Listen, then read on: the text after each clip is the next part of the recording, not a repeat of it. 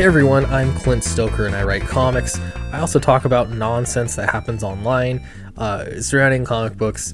This is a doozy. Buckle in. You may have seen a little bit about this because everybody's been talking about this yesterday, and it's totally come full circle. Now, a lot of people were kind of made a fool because of this, but if you can't laugh at it, then what can you do? So that's what we're going to do. Now, the reason why this is interesting, this is, again, online activism, and I talk about this a little bit in the future. So Alyssa Wong is a writer for Marvel Comics. My understanding is that she's kind of a recent hire for Marvel, and she's done some writing for video games or something like that. I honestly don't really follow her career too closely. Now, she is definitely a leftist for sure. There's a lot of tweets that she's posted that say as much, that everyone agrees is true. But this not so much. This is most likely a faked tweet. I don't know. It's hard to really know for sure, but it's most likely fake. And I did a little bit of investigative journalism, which I'm happy to admit is not much. But we have something though. This is funny. Okay, so she says, F Stan Lee. So what if he's dead? He's still a racist thief and an appropriator of culture, just like that jerk Cebulski. If I ever work at Marvel, I'll tear down as much of Stan Lee's so-called legacy as I possibly can. And if that sounded a little harebrained and over the top, that's because it kind of is, and it is probably fake. Now, if you're gonna fake a tweet, this is kind of the way to do it. Actually, whoever faked this was reasonably intelligent in that it was bait that was just close enough to be believable, and a lot of people believed it. And it didn't take long to also figure out that it was fake, or allegedly. I don't know. I'm gonna take Alyssa Wong at her word. She says it's fake, so we'll go with that.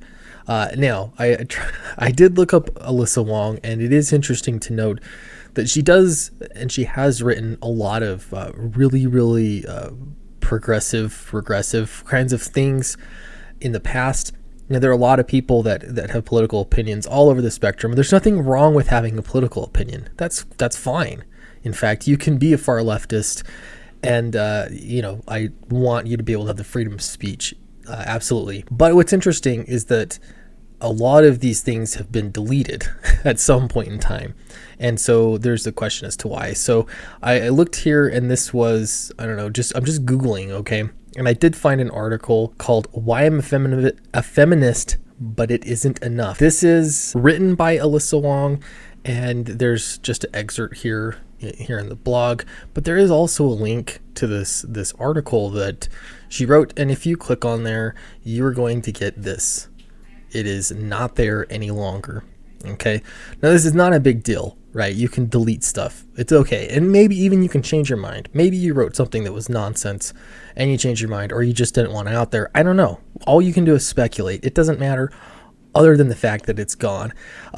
So I tried to do some investigation here, and I looked at the source file here, and you can see that on the right hand side of the screen, and there's a link to the picture link, the source in the HTML there, pbs.twimg, and a lot of images, a link back to that. So that actually doesn't give us anything. I also did reverse Google search. And I'll admit, I'm not an expert at this, okay? We're just kind of brushing over this. I'm the last person to be an expert here. But I popped it into Google, and what we get is possible related searches: Black Lives Matter, protest tweets. I honestly have no idea if there's any relation. If that means that whoever has been making Black Lives Matter tweets was making this, or what. Again, I'm not going to pretend to be some kind of CSI detective, because that's just not true. So that's what we found. Okay, then this is my thinking. I thought, well, I wonder if Alyssa Wong had anything to do with Black Lives Matter. And so I just popped in Alyssa Wong, Black Lives Matter, and this is what I got. Somebody retweeted this tweet by Alyssa Wong. Whoever defaced the Black Lives Matter sign on this professor's door, ... And there's a link to the retweet, right? And if you click on it, it's gone. this isn't the only one. There have been a lot of tweets that have been deleted. I've deleted a few tweets myself, not because, it was mainly like bonehead, like, oh, I wasn't thinking about that, I'm going to delete it and say something different. But yeah, there were a lot of tweets deleted. Again, this is not a crime. Not a crime. It doesn't really matter. So Bleeding Cool actually did some investigation into this. And they were actually really, really quick to point out the fact that this was fake. So they did go over some tweets, and they pointed out some ones that sound very, it's that progressiveness that's fostered in higher education, the same kinds of buzzwords you hear a lot.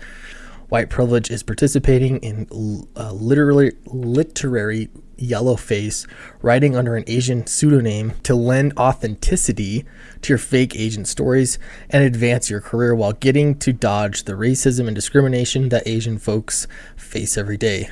This is obnoxious. Like, everything about that tweet is obnoxious and wrong and annoying, and we could argue about that, but that's not the point of this video. So there's also, F words and racism, threats of, accusations of racism, all sorts of stuff like that. And there is also a couple thoughts on CB Cebulski. Yoshida, before I step away from social media for a while, people are complicated.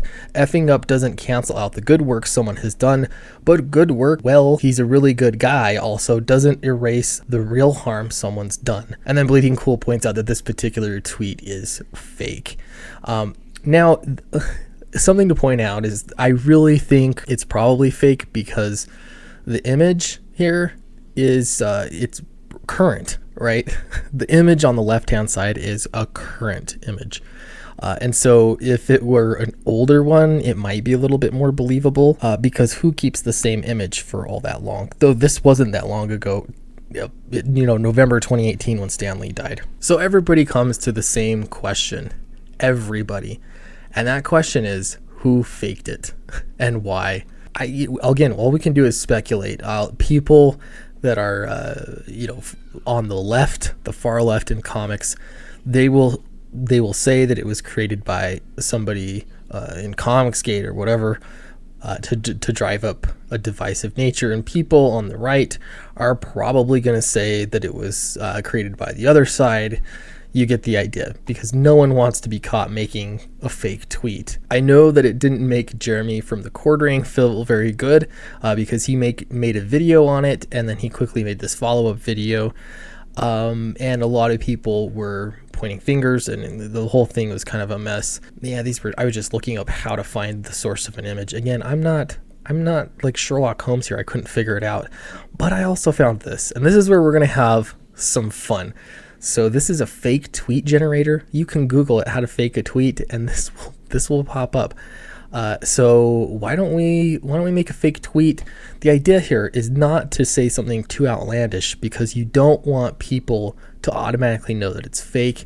You also don't want people to know that it's so believable that they'll just pass on by. It has to be something just ostentatious enough that it's worth sharing and it's worth talking about. So let's make some bait, shall we? First, it looks like we're going to have to pick a victim. So we're going to pick Eric Weathers because, I don't want to cause too many problems, but this is going to kind of be fun. So we're gonna go at Eric_Weathers. We're gonna upload his picture, and then we need to say something kind of ridiculous, but let's just put some words into his mouth. We're gonna go with back downcast. If you don't have money, refund Flying Fortress, and then back downcast. Let's make this on the 4th of July in the evening. All right, I'm already noticing a problem with this tweet, and that is that this is not what Twitter looks like anymore. So it'd have to be kind of old, I guess, in order for this to make sense. But we're just going to have some fun anyway, and I'm going to post this fake tweet. Frankly, if I was going to fake a tweet like this, what I'd actually do is just jump into Photoshop. You could, I imagine, just make it look however you want.